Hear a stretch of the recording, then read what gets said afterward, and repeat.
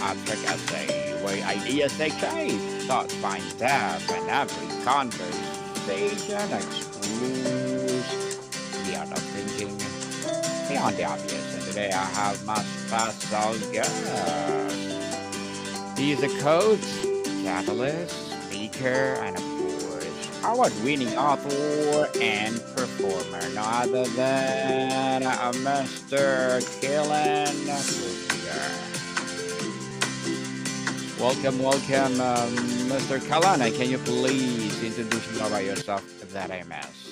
You bet. Thanks for having me, Daniel. So I have one mission, and that's to reach each individual person I can with a message, and the message is how to create the life you love.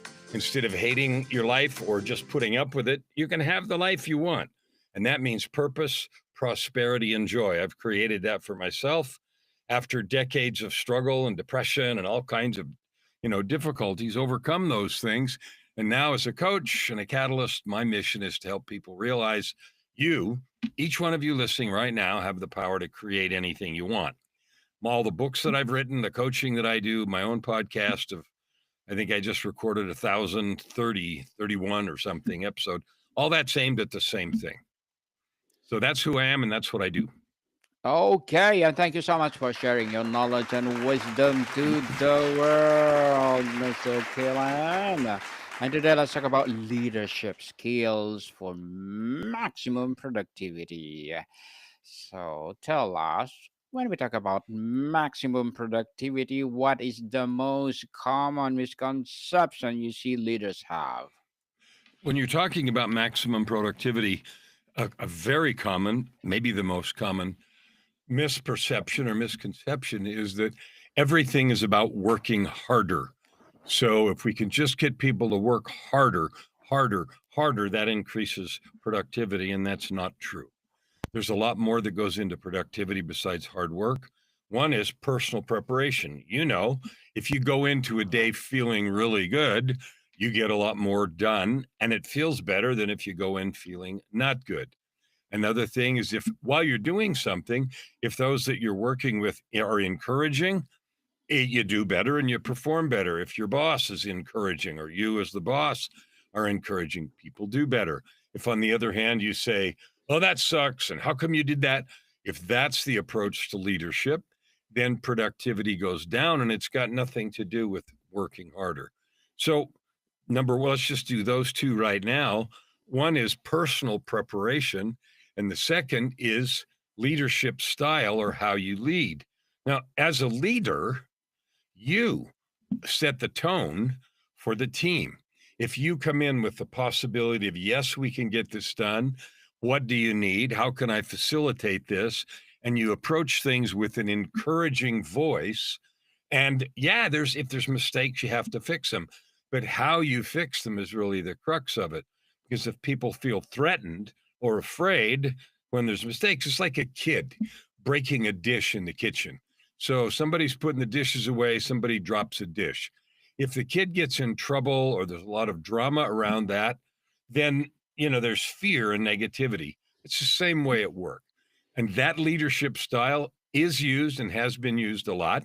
Real leadership is about creating the atmosphere where people who you are leading want to do good, are leaning into production. Another reason that happens is if each person on the team knows why they're busy doing this. Like, what difference are we making in the world? When I said my mission is to help 300 million people, this year is my goal, to reach 300 million people, it isn't so I can wave a flag and say, look what I did. It's because I care that each one of you individually, live the life that I described: purpose, prosperity, and joy. It's possible, but most people aren't doing it. So that's what I would say to start with about leadership and productivity. How does a leader's primary role shift when the goal moves from simply being busy to being genuinely productive? That's a great question, because people mistake activity for accomplishment. And sometimes we create that feeling by making people, do busy work or things that, are supposed to be done, how many emails and all that sort of thing, instead of looking at the long term. So I'll give you an example. As a leader, before you come to work or before you start leading, you need to get yourself ready. Are you clear? Are you feeling good physically? Have you done your meditation and your exercise? And are you coming to work clearly focused on the long term goals? So if you look at the week as a leader and then the day, you say to yourself, not what is every single thing we could get done today, but what are the three most important things? What are the three non-negotiables that really move the needle?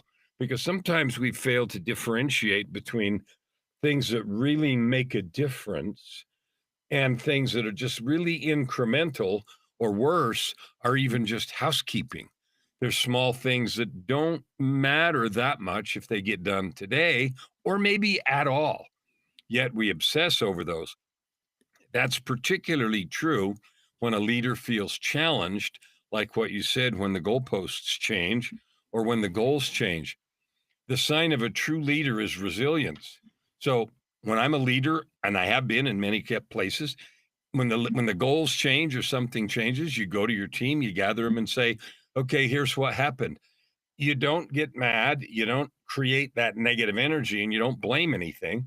The question is, given what the new situation is, what can we get done right now? I have an example of that. At one time in my career, I was working in the government, creating legislation, like literally writing laws that the parliament was going to vote on. This was in Canada, so it was a legislative assembly, and the minister came with an assignment to get a major piece of legislation done, and we had 60 days.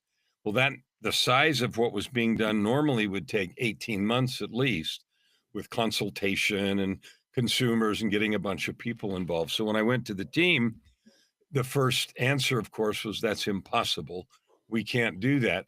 And rather than argue with them and say, well, you have to anyway, or any of that stuff, I said, okay, so what we need to do is get started anyway.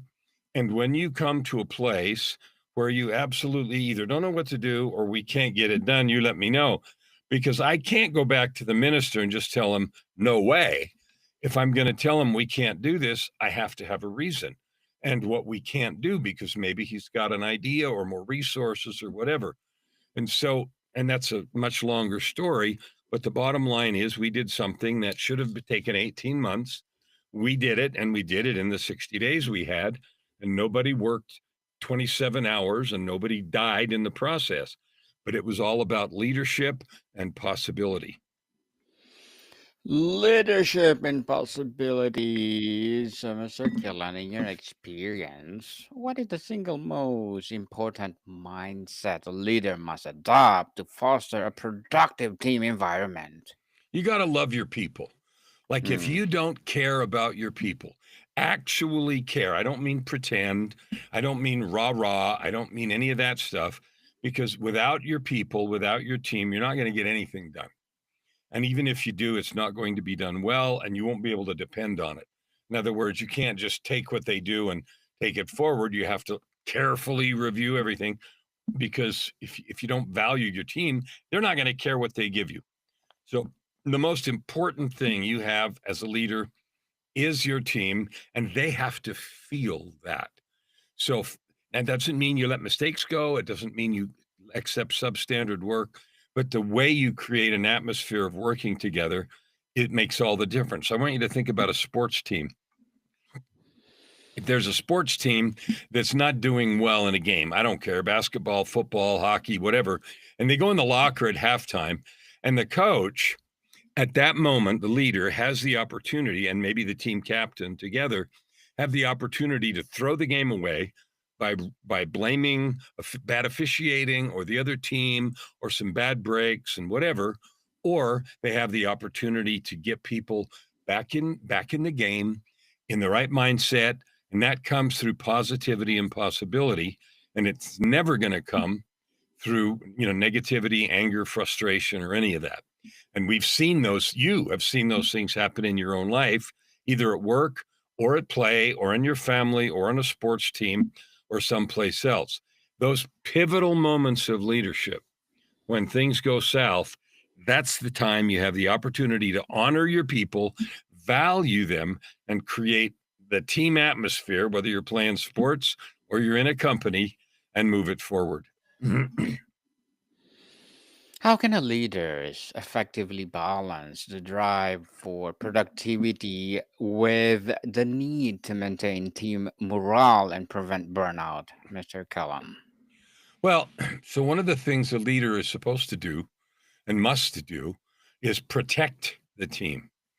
So if someone above the leader comes and lays down impossible things or comes and is really angry about something, instead of passing on the anger, like, crap rolls downhill, you as a leader, you're supposed to absorb that.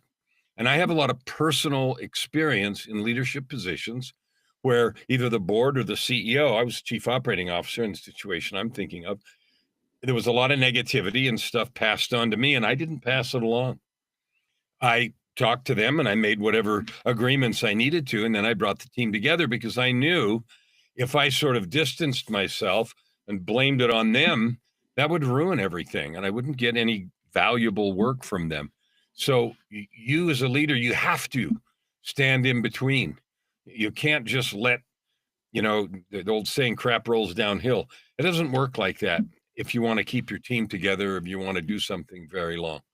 So you have to keep them motivated. You owe it to them to value them, and they have to trust you and feel like that, especially when things are not going exactly like they should.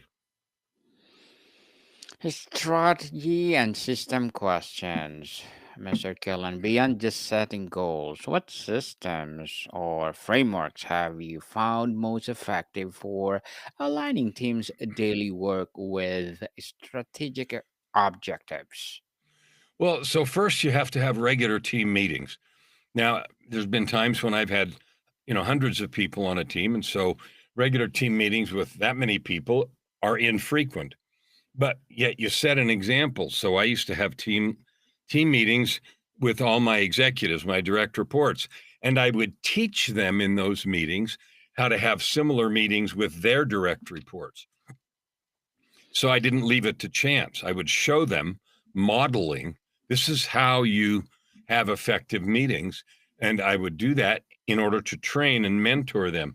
There's one specific example when a fellow, I promoted somebody to a new director position, and he was scared to death and was afraid he wouldn't be able to do it. And so I took him, did a lot of individual meetings with him, but I mentored him and taught him how to be a leader by also modeling it in our leader team meetings, but then helped him with his own. And within a year, he won the Director of the Year award because of how he had modeled his own leadership. So this stuff is all learnable, and it doesn't really matter if you are afraid to start with, you can learn this. Now you ask about keeping corporate objectives in mind. You can never be far away from those. Like every meeting has to compare performance with objectives. So if there are deadlines, if you're writing software, or if you're building something, or whatever you're doing, there has to be a timeline reconciliation. And you as a leader have to have a good handle on what the obstacles and barriers are so that if you do or don't meet deadlines, you know why and you know what to do about it. Was it because someone did something wrong? Was it because there's not enough resources? Was it because there was something unexpected that came up and affected the flow? So, all of those things are possible, but you as the leader have the job, the absolute essential job of staying abreast of that stuff.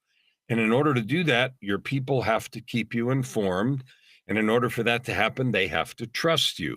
And that goes back to the beginning, which is how you treat them. If they're scared of you or if they want to hide things, then stuff comes up at the last minute and all kinds of crap happens. If, on the other hand, they trust you and their experience with you has been that you're open and that you are in it with them and for them, then you don't get surprises and things happen in a way that lets you lets you keep track of it. And that doesn't mean you're always going to meet every deadline. Some of those things, stuff happens. Something breaks, something doesn't happen the way you want it to. And instead of leaving it with somebody yelling at somebody and all that sort of thing, you accept what is, and you either go get resources, or you as a leader end up explaining to your people above what's going on. And if they yell, then you take that. But you've got to keep the objectives front and center. They're always reviewed. Everybody knows where we are and what the timelines are to meet them. And you conduct that in a manner that feels open so people can trust you. Mr. Kellan, team development and empowerment question. How does investing in a team skill development and training actually lead to greater long term productivity beyond the short term time costs? So, in order for you to really develop your people, you have to know them. You have to know what they're looking to do. And I used to conduct, with at least with all my direct reports, and depending on how many people I had, sometimes with my direct reports and one layer below that, one-to-ones. So I would conduct one-to-ones where I would sit with each person once a quarter for half an hour or an hour, and there wouldn't be structured. It would just be me getting to know them, what they want, what they're trying to do, how they like the job, what they view their own future is, how they view their own progression within the company. Do they have aspirations? Do they have hobbies? Like, what's going on? And so I made it my business to do that stuff so that I could see where the opportunity was for them to develop. And I would ask them, what kind of development are you looking for? Are you happy where you're at and you're done? Do you want to get a degree in this or that? Do you have your eye on this other position over here? Like, what do you want? And again, this having those conversations mean anything, has to be based on the fact that they trust you, because otherwise they'll just tell you crap. They'll tell you what they think you want to hear. And so creating that rapport, and that takes more than one meeting. That means you have to do something regularly, and they have to come to trust and understand you. So that takes time, especially when you're coming in as a leader and the situation before that wasn't fun. So if the leaders before you haven't been doing that, then you have a barrier to overcome. And it won't be overcome just by saying it. It has to be overcome by modeling it. And they have to actually feel like you care how they develop. And that's doable, I know, because I've done that. What does empowerment truly mean in productive team, and how does a leader know when they are micromanaging versus when they are being appropriately hands-on? So that's a great question. And I used to feel, and I probably was wrong, but I used to think nobody can do whatever it is as good as I can. Lots of people feel that way. Well, I could do it better. And in the beginning, as a leader, that's a terrible thing to be thinking. And whether you can do it better or not than one of your direct reports or someone in their department doesn't even matter. If the feeling is you're going to be critical or you're going to fix everything, that's micromanaging, and morale goes down and people quit trying because you're going to fix it anyway as the leader. So I had to learn a rule, and here was the rule. I used to ask myself the question when someone would write a paper or do something and they would bring it to me, I would ask myself, no more, is this exactly what I would do? I didn't ask that. What I ask instead is, will this work? And if the answer is it will work, and it will work good enough, and I define good enough as at least 80%, is it 80% effective and it's not going to create a big problem and create big negative things, I'd say do it, let it go. Because at the end of the day, you actually don't know exactly how some new thing is going to work or some solution is. You're making it up anyway. So even if I looked at that and thought, well, I might do it a little different and it would be better if this, that, and the other, if it was at least 80%, I'm like, yeah, that's good. Do it.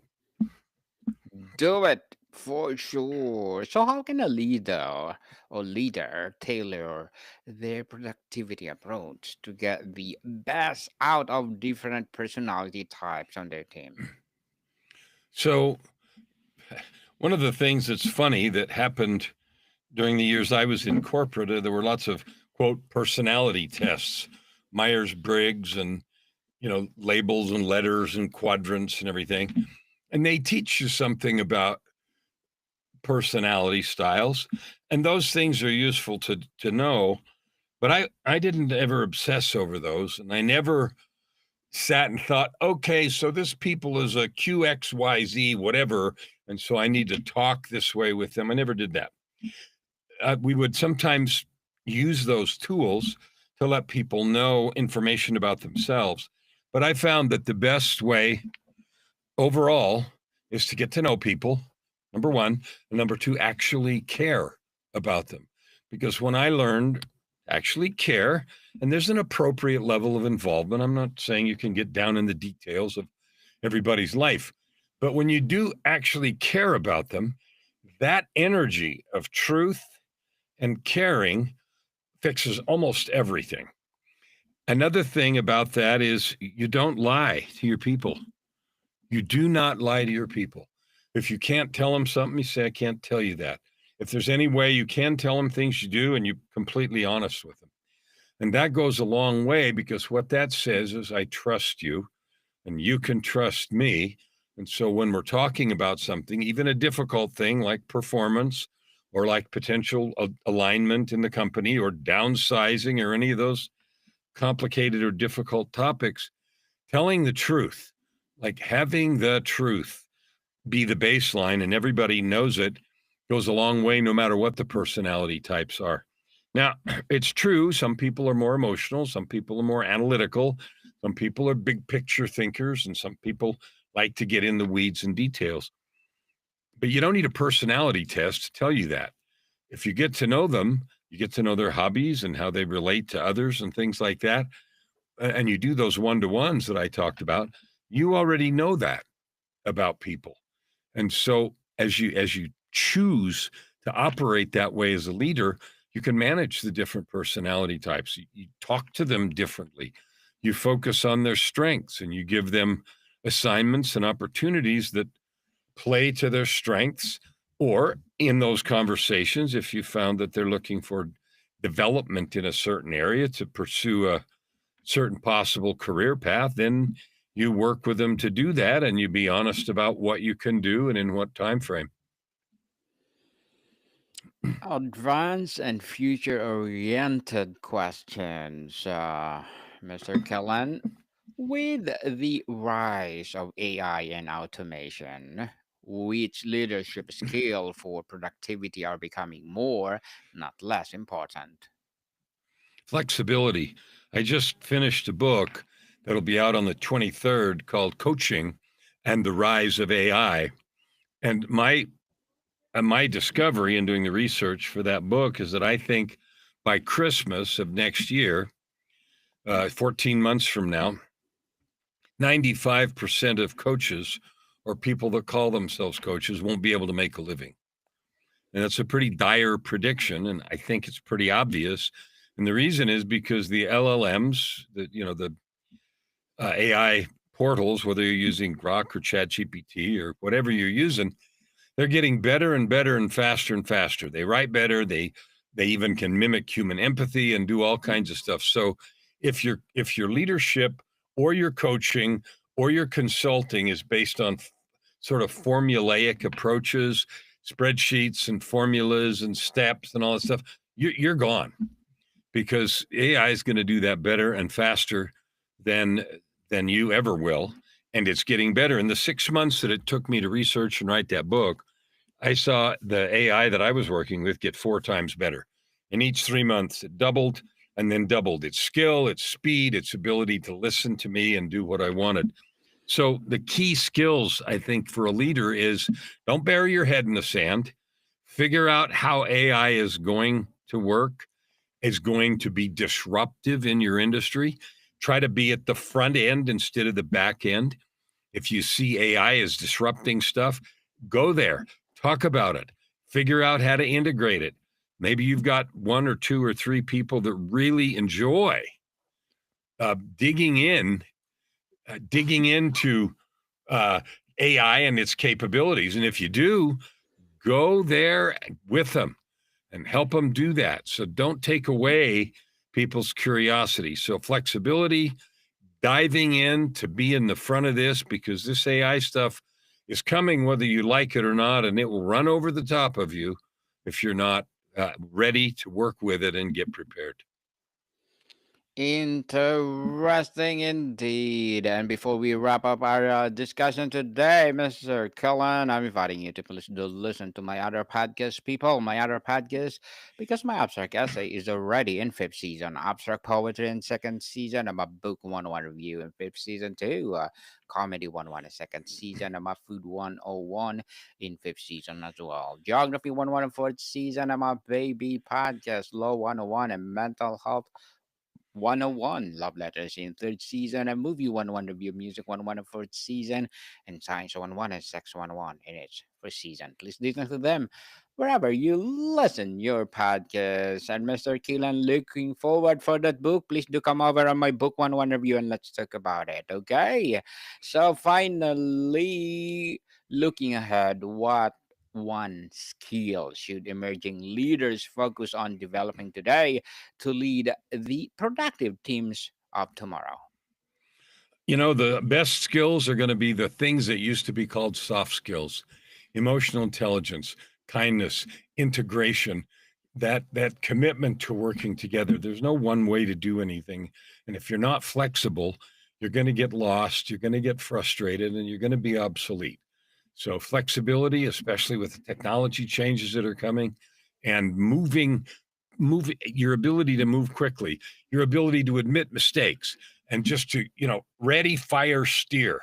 That's going to be one of the key leadership qualities, is your ability to go with, admit mistakes, be flexible, and lead with optimism and really caring. Those are going to be the keys to moving forward in this time. Mr. Kellan Fluckiger, thank you so much for sharing your knowledge and wisdom to the world. So, can you please invite our listeners to support your advocacy, your upcoming book, or whatever projects that you're doing right now? Okay, so the best way to find out about me is kellanfluckigermedia.com, that URL there. The book that's coming out is called Coaching and the Rise of AI. That'll be out on the 23rd of October on Amazon and so forth, but we'll also put it on the media page. So if you're a coach, or if you have anything to do with leadership, consulting, or coaching, that book is a must read. And I've got a podcast too called Your Ultimate Life, which is about how to live a life of purpose, prosperity, and joy. So join me there. Yes, people, let's support Mr. Kellan, because if you support him, for sure, more and more empowering advocacy to come. So, Mr. Kellan, thank you so much for your time. You betcha. Thanks for having me. More to come, people. See you soon.